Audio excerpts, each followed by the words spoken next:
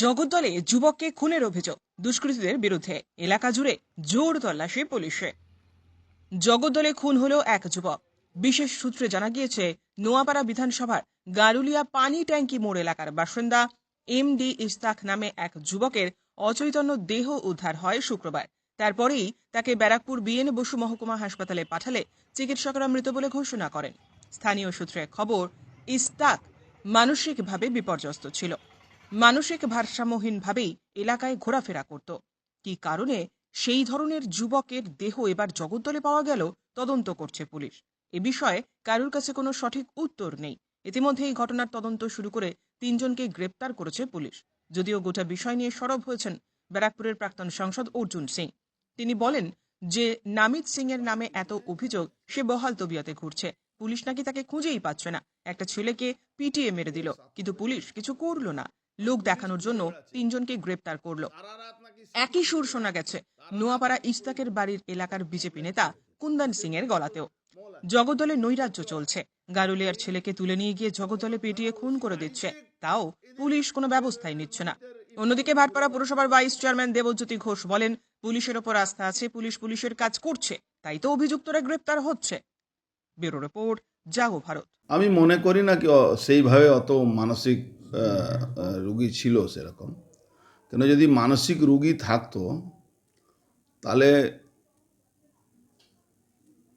যখন আসছিল তখন ওকে ধরে নিয়ে আসছিল। এই ছেলেটা গ্যারুলিয়া থাকে, নুরি মসজিদের পাশে। ইস্তাক নাম আছে। এক ভাই ওর সিআইএসএফ এ চাকরি করে। আবার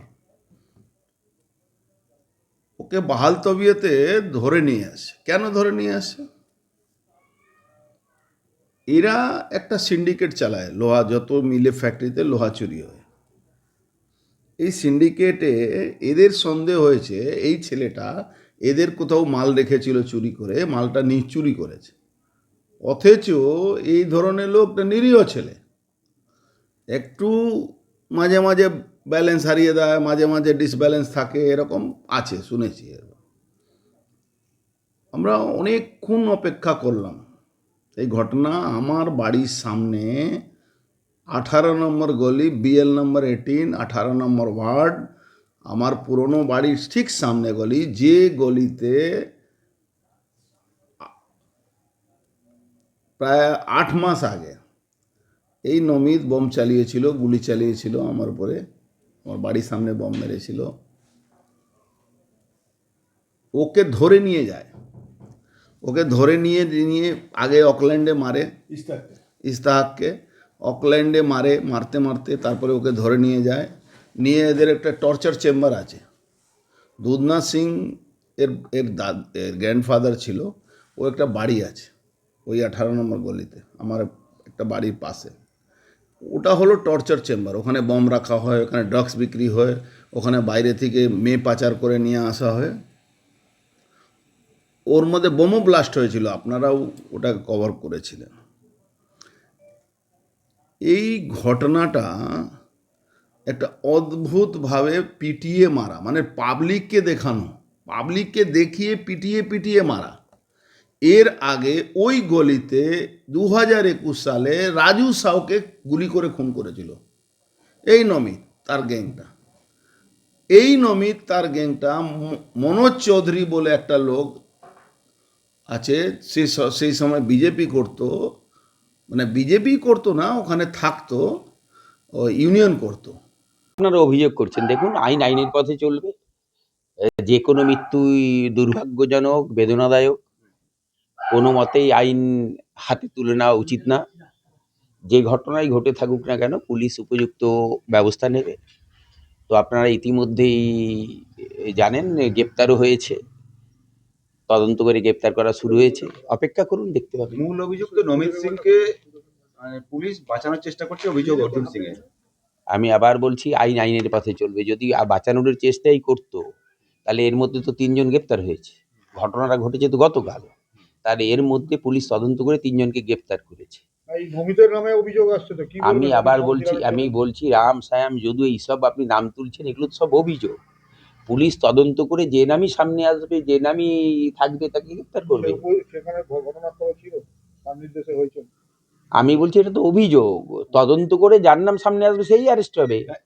এই আপনি বিগত- বলুন, আপনি বলুন যে তদন্ত প্রক্রিয়া চলছে কিনা। তদন্ত করেই তো পুলিশ ইতিমধ্যে 3 জনকে গ্রেপ্তার করেছে। তার মধ্যে পুলিশই তদন্তে একটু ভরসা রাখুন, সময় দিন, বিশ্বাস রাখুন, ঠিক সময় সঠিক পদক্ষেপ নেবে।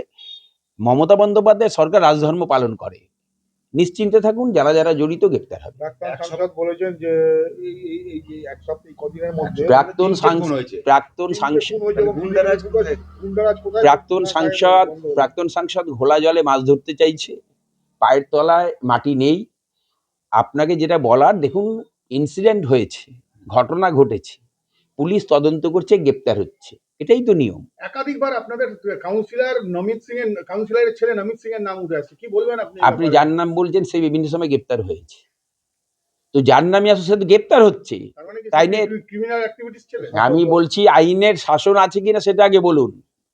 যার নামে আসছে সে তো গ্রেপ্তার হচ্ছে, তো এখানে অন্যায় করে কেউ পার পাবে না, সেই আমি হই আর রামসাম যেই হোক। আপনার পৌরসভার কাউন্সিলরের ছেলে তিনি। কাউন্সিলরের ছেলে, সেও তো একটা মানুষ, কি নাম কি আপনার? আশ্চর্য। আমি আপনাকে বলছি, দেখুন আমি বলছি কারুর নাম নিয়ে আননেসেসারি হাইলাইট করবেন না। কেন বলছি, যে অন্যায় করে, যে অপরাধী যেই হোক, আপনি যার নামে বলছেন, যার নামে এখানে প্রাক্তন সাংসদ বলছে, হয়তো দেখলেন তদন্তে সে নেই, আননেসেসারি তার নাম তুলে তার বদনাম করার চেষ্টা হচ্ছে। এটা তদন্তে যার নামই আসবে সেই গ্রেপ্তার হবে। পশ্চিমবঙ্গে এনআইএ অর্জুন সিং এর বোম মারার কেসে 1.5 বছর জেল। এনআইএ সিবিআই এগুলো বলবেন না, এগুলো এনআইএ গ্রেপ্তার করাও যা, আর ভারতীয় জনতা পার্টির কর্মীদের তুলে নিয়ে যাওয়া একই ব্যাপারটা। তাহলে কি সে এর এনআইএর কোনো নেই। নমিত সিং কি জড়িত নয়? আমি বলছি, আমি কি বললাম, আমি বলেছি জড়িত নয়, আমি বললাম পুলিশি তদন্ত চলছে, তদন্তে যার নাম আসবে সে গ্রেপ্তার হবে। That's all. নমিত সিং এর নাম থাকলে নমিত সিং গ্রেপ্তার হবে। অবশ্যই আমার নাম থাকলে আমিও গ্রেপ্তার হব। বাংলায় রাজধর্ম পালন করে মমতা বন্দ্যোপাধ্যায়, আইনের শাসন আছে। এটা ইউপি, বিহার, গুজরাট না, এখানে আইনের শাসন আছে, যার নামই আসবে সে গ্রেপ্তার হবে। আপনার নাম? দেবজ্যোতি ঘোষ।